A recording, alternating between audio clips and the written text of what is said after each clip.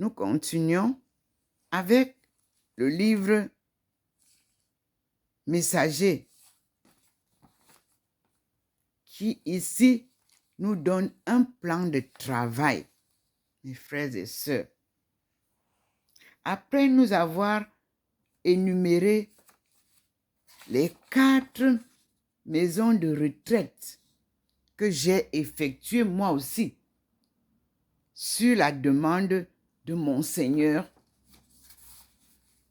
l'évêque qui me suivait, l'évêque Emmanuel Bouchou, de faire une expérience dans 4 maisons des moines pour comprendre, parce que pour eux, ils voyaient, lui et le cardinal Toumi ont compris que ma mission, c'est dans les familles, c'est avec les familles.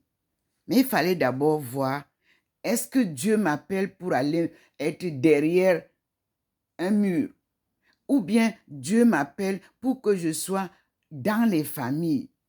Alors, je vous assure, ce livre de 1956, l'apostolat de la prière, c'est un mensuel 96e année de juin 1956. Nous allons ensemble comprendre l'intimité divine, le catéchisme en famille, les enfants dans la ville et enfin un plan de travail, notre corps. C'est complet. Je vous assure, quand Dieu vous tient et quand Dieu veut vous faire suivre ses pas, il vous donne tout ce qu'il faut pour que vous vous réalisiez. Donc, en commençant par le plan de travail, nous avons 1. Grandeur de notre corps. Et je vous lis ce qui est écrit. L'homme, image de Dieu par la partie raisonnable de son être, entre guillemets, raison fait la grandeur de l'homme, fermez les guillemets, dit Pascal. Mais l'âme a besoin du corps pour se manifester et pour agir. Le corps exprime la grandeur de l'âme. L'homme est le seul animal qui lève la tête vers les cieux. La satisfaction droite est déjà un geste de l'âme, une affirmation de la volonté. Le corps, instrument docile et souple, rôle de l'éducation physique, du sport.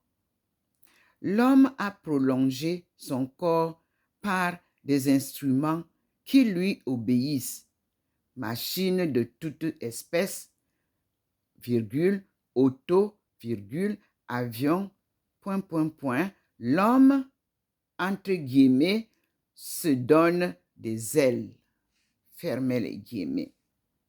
Le corps, instrument providentiel de la multiplication de la famille humaine. Grandeur de l'union de l'homme et de la femme, signe efficace de la transmission de la vie.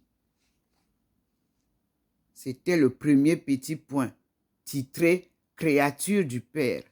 Deuxième petit point, image du Fils. Dieu a fait l'homme à son image et à sa ressemblance, mais l'homme parfait, c'est le Christ. Adam formé à l'image du Christ à l'avenir. Là, c'est Tertullien qui le dit. Le Fils de Dieu a voulu, comme nous, avoir un corps. Celui-ci le fait dépendant d'un millier d'une race qui est dit similis nobis in omnibus absqui peccato. Nos gestes de travailleurs imitent les gestes du Christ.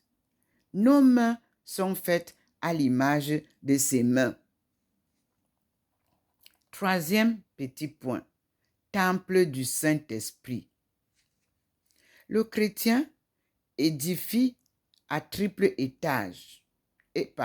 Le chrétien édifice à triple étage. 2 points. Entre guillemets, un corps, une âme et le Saint-Esprit. Fermez les guillemets. Ça, c'est Saint Irénée qui le dit. L'âme fait vivre le corps. Le Saint-Esprit est la vie de l'âme et donc aussi du corps. Ici, c'est Saint Augustin qui l'affirme.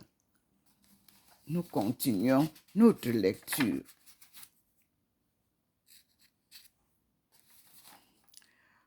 Nos gestes, nos paroles doivent exprimer une âme divinisée. Comme le Christ, il nous faut être sans cesse conduits par l'Esprit Saint. Par la méditation de notre corps, des instruments qui le prolongent. C'est l'Esprit Saint qui prend possession du monde. Maintenant, point 2 ou sous-titre 2, misère de notre corps. Au pluriel, misère de notre corps. Nous sommes devant la lumière divine. Nous continuons la lecture. Misère de notre corps. Premier point. Le péché a détruit ce bel équilibre. Révolte contre Dieu notre Père. Nos mains, nos yeux servent d'instruments à une volonté pécheresse. Deuxième point. La conséquence du péché, c'est la mort ou la maladie de l'âme, mais elle a un retentissement sur le corps. La souffrance et la mort sont des suites du péché. Elles en sont souvent le signe. 2 points. Tare physiologique, hérédité malsaine. Point. Le corps n'est plus l'image du Christ. 2 points. Hôpitaux, asiles de fous, etc.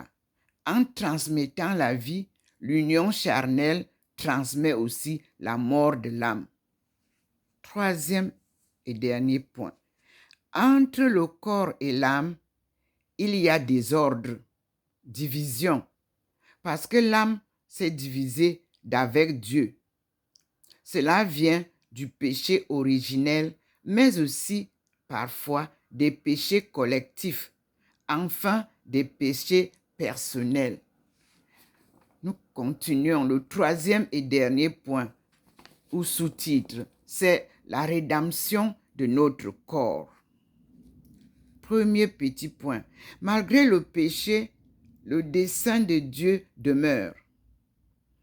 Nous tendons vers une fin qui n'implique pas la suppression du corps, mais sa transfiguration. Deuxième point. Pour cela, il faut mourir et ressusciter avec le Christ par le baptême et par une vie conforme aux exigences de notre baptême. Le baptême n'enlève pas toutes les suites du péché. La concupiscence, la nécessité de souffrir et de mourir demeurent. L'homme en bonne santé doit accepter une certaine dose de mortification pour garder l'équilibre du corps et de l'âme. Il lui faut passer par la maladie, les infirmités, de la vieillesse, mais une grande âme peut habiter un corps qui se défait. Troisième et dernier point. L'Esprit Saint présent en nos âmes nous prépare un corps régénéré, destiné à habiter une création nouvelle, de nouveaux cieux et une nouvelle terre. Il nous invite à travailler à l'avancement du règne de Dieu dans nos frères, en créant même pour leur corps des conditions meilleures, entre parenthèses, hygiène, sport, etc. L'Eucharistie est pour nos corps, non moins que pour nos âmes, un gage d'immortalité. Ici, nous avons une bibliographie à partager avec vous, qui est la suivante. Poussel, virgule, plaidoyer pour le corps. C'est une publication. Puis, de grandes maisons, un titre. Écrit spirituel, tome 1, page 32. Tome 2, page 151 à 156. Tome 3, page 293. Puis, nous avons Mouroux. Ce sont les écrivains. Mouroux dans Sens chrétien de l'homme. Puis nous avons Texte à expliquer. 2 points. Genèse 2, verset 3. 2 Corinthiens, chapitre 5. Confère aussi Romains, chapitre 5, chapitre 6 et chapitre 8. Devant le Seigneur, chers frères et sœurs, illuminés par sa lumière, je vous transmets ce que nous a donné le choix de ce petit fascicule intitulé Messager du cœur de Jésus de juin 1956. Mais lui, il nous demande de prendre ce fascicule pour le renouveau de la Sainte Face. C'est pour ça qu'il nous montre la Sainte Face. Un apostolat de la prière. Et il nous guide après la lecture des expériences que nous avons lues. Les expériences des maisons que j'ai visitées.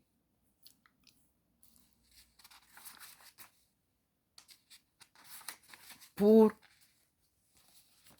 voir comment le Seigneur me situe.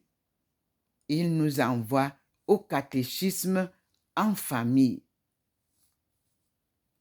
Donc, nous allons ensemble être à l'adoration réparatrice. Qui verrai-je? Jésus-Christ. L'assassiné, le crucifié, le ressuscité.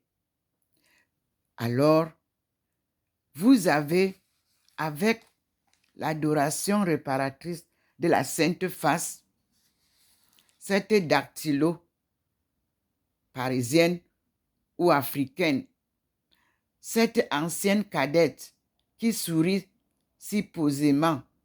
Vous avez cette aînée de 15 enfants et qui a 2 frères industriels et un autre jésuite, ou cette fille de contrôleur des contributions, ou cette petite fille du saint magistrat. Peu importe. Le Carmel nous appelle pour célébrer l'adoration réparatrice du Christ crucifié.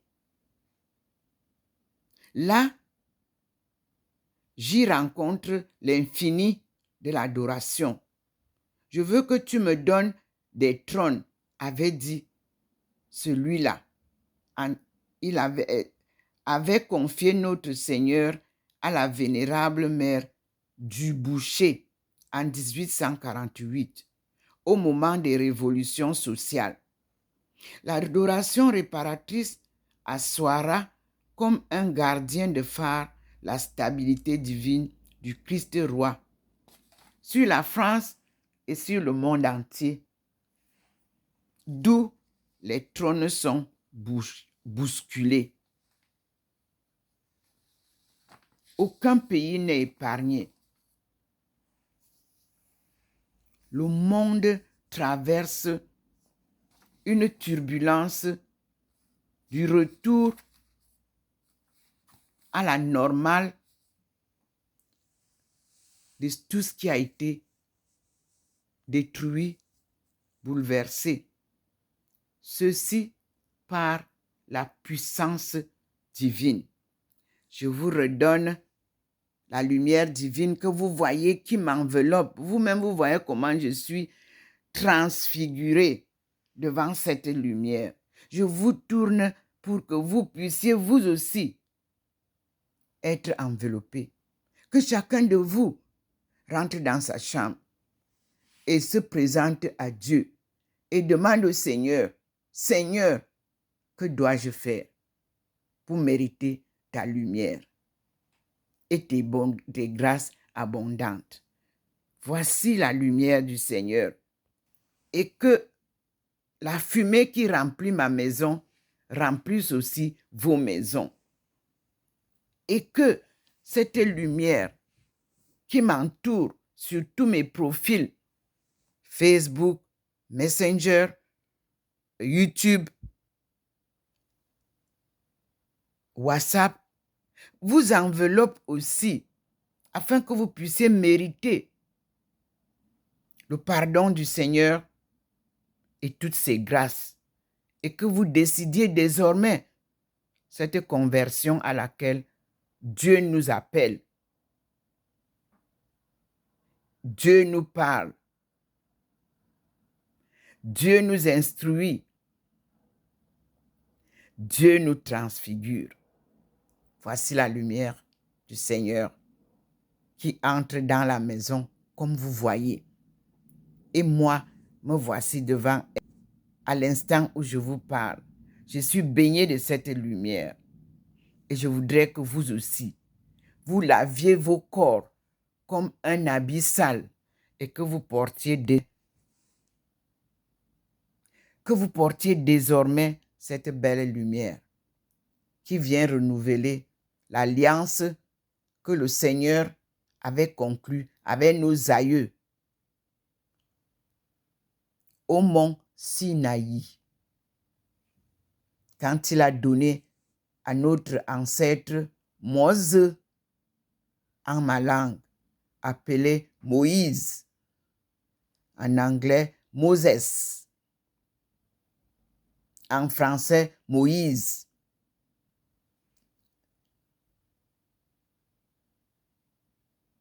Ces tablettes qui ont disparu nous ont finalement été révélées par Dieu qui m'a envoyé chercher Mormon et lire les livres de Mormon lui-même, ses paroles, et pour comprendre où trouver dans la Bible qui a été corrompue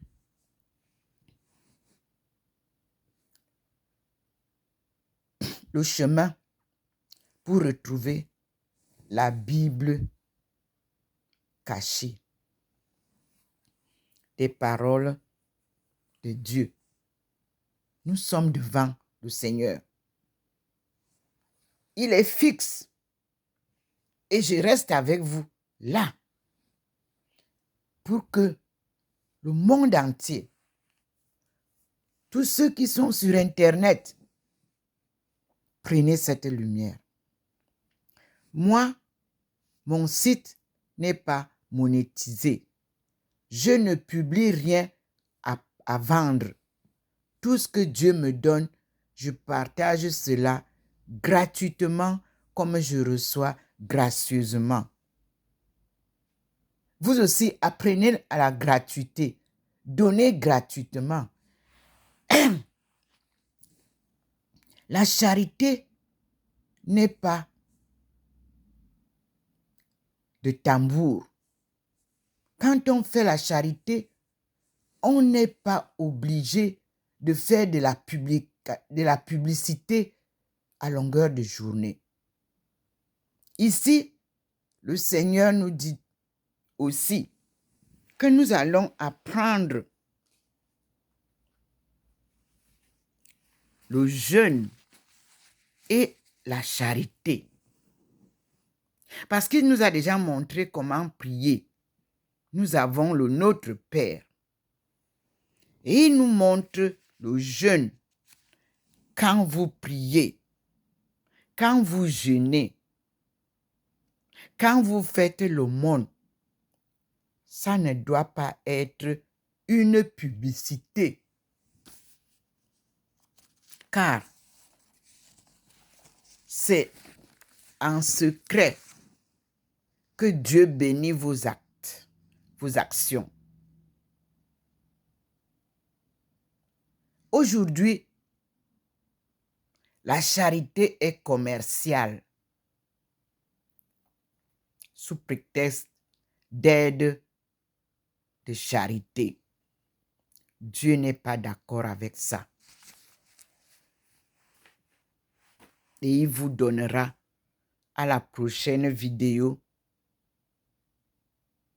la leçon sur le jeûne et la charité selon l'apostolat de la prière que j'ai en main. Et nous verrons les notes. À tout à l'heure, mes frères et sœurs. Restez devant cette lumière divine. Nous sommes à la veille de Noël. Jésus-Christ a décidé de venir nous donner des enseignements de sa naissance. L'anniversaire de Noël est l'anniversaire de la naissance du Christ posé sur une crèche dans la pauvreté et le dénouement que le monde satanique a rendu commercial. Et c'est devenu une fête de commerce qui ne résonne plus le spirituel, qui ne résonne plus la parole et l'enseignement de cet acte de dénouement du Christ. Pauvre qui était pourtant un prince très riche. Nous suivons les pas du Christ. Nous avons accepté le dénouement, nous les appelés de Dieu, qu'il sanctifie, qu'il transfigure. Pour que vous arriviez à ça, il faut accepter le dénouement, la pauvreté, la justice, l'amour du prochain.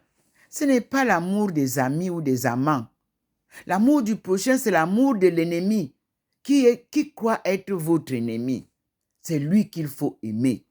Et ce n'est pas chose facile quand vous savez que quelqu'un ne vous aime pas. Il faut l'aimer. Et Dieu vient poser la bénédiction dessus. C'est ça, aimer le prochain. Et Dieu vous dit, à tout à l'heure mes enfants, je viens vous enseigner, après l'apostolat de la prière, je viens vous enseigner ce que c'est que le catéchisme en famille. Et là-dedans, vous trouverez le jeûne et la charité. À tout à l'heure, mes frères et sœurs, voici le Seigneur devant nous, qui entre dans la maison de sa fille et qui enveloppe sa fille, comme vous voyez, mes frères et sœurs. Prenez aussi cette lumière et soyez bénis